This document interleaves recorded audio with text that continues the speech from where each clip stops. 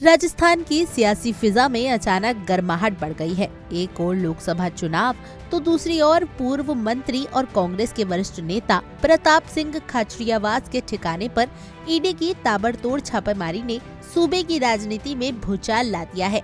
ये कार्रवाई उस बहुचर्चित PACL चिटफंड घोटाले से जुड़ी बताई जा रही है, जिसने देश भर में करोड़ों लोगों की कमाई को निगल लिया था। सूत्रों की माने तो ईडी ने खाचरियावास की इस कथित आर्थिक धोखाधड़ी में भूमिका की गहराई से जांच कर रही है। आरोप है कि उन्होंने इस स्कीम से न केवल जुड़ाव रखा, बल्कि उन्होंने इसके जरिए लाभ भी कमाया। ईडी अब ये जानने की कोशिश कर रही है कि आखिर इतनी बड़ी स्कीम में राजनीतिक रसूख का कितना हाथ था और इससे कितनों का फायदा हुआ। हालांकि इस पूरे मामले पर मीडिया से बातचीत में कांग्रेस नेता ने अपनी सफाई दी है। उन्होंने कहा कि ईडी जांच करने आई है, सर्च करने आए हैं, इनका सहयोग करेंगे। ईडी अपना काम करेगी और हम अपना काम करेंगे। मैं मानता हूं कि भाजपा सरकार को ईडी के जरिए राजनीति नहीं करनी चाहिए।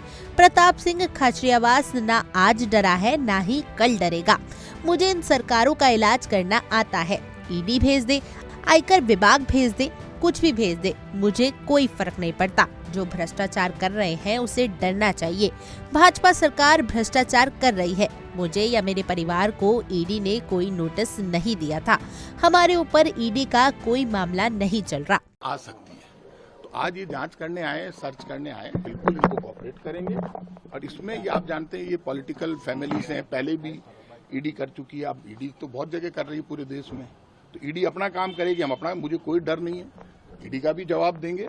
लेकिन मैं ये मानता हूं कि भाजपा सरकार को ईडी के जरिए पॉलिटिक्स नहीं करनी चाहिए। आज आप जो भी कोई बोलेगा, ये भजनलाल शर्मा और इनकी सरकार ये समझ रही है ना कि प्रताप सिंह डर जाएगा। प्रताप सिंह खाचरियावास ना आज डरा है, ना कल डरा है।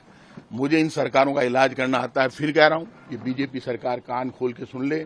ईडी भेज दे, इनकम टैक्स भेज दे, कुछ भी भेज दे, मेरे कोई फर्क नहीं पड़ेगा। सांच को आंच नहीं, हम डरते नहीं है। बीजेपी सरकार कर रही है भ्रष्टाचार, जो भ्रष्टाचार कर रहे हैं वो डरे, हम नहीं डरेंगे। इसलिए ये मेरे कोई डर नहीं है। आप लोगों को कोई चिंता करने की जरूरत नहीं, मुझे सब काम करना आता है। जो एजेंसी आई है उसको तो केंद्र की भाजपा सरकार है, ऊपर डबल इंजन की सरकार है, ऊपर बीजेपी की सरकार है, नीचे बीजेपी की सरकार है। तो भजन पहले आपको नोटिस दिया गया? नहीं, आज तक कोई नोटिस नहीं मिला है मुझे। गलत बात। मेरे को या मेरे परिवार को ईडी ने कोई नोटिस नहीं दिया। डायरेक्ट सर्च करना मैं गलत मानता हूं।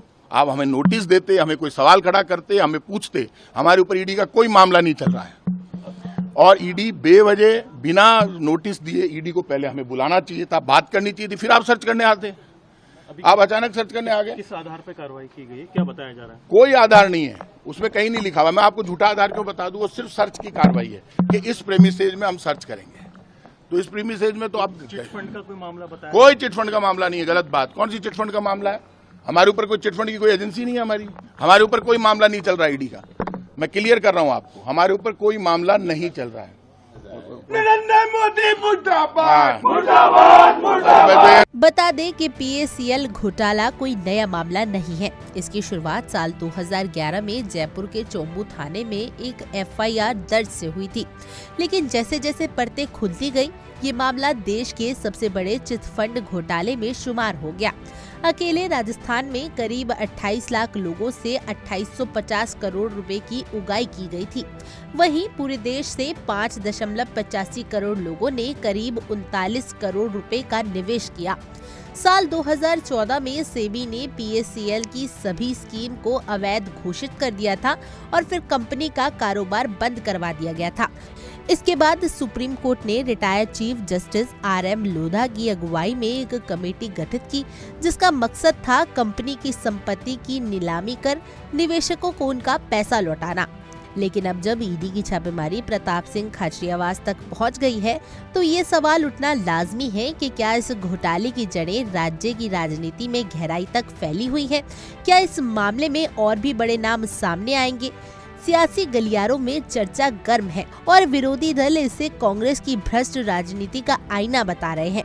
आने वाले दिनों में ये मामला और तुल पकड़ सकता है। कुल मिलाकर ये छापेमारी राजस्थान की राजनीति को एक नई करवट दे सकती है और हो सकता है कि चुनावी माहौल में इसे एक बड़ा मुद्दा बना दिया जाए। खैर, आपकी इस मुद्दे पर क्या कुछ राय है, हमें कमेंट कर जरूर बताएं। Bureau report, India daily.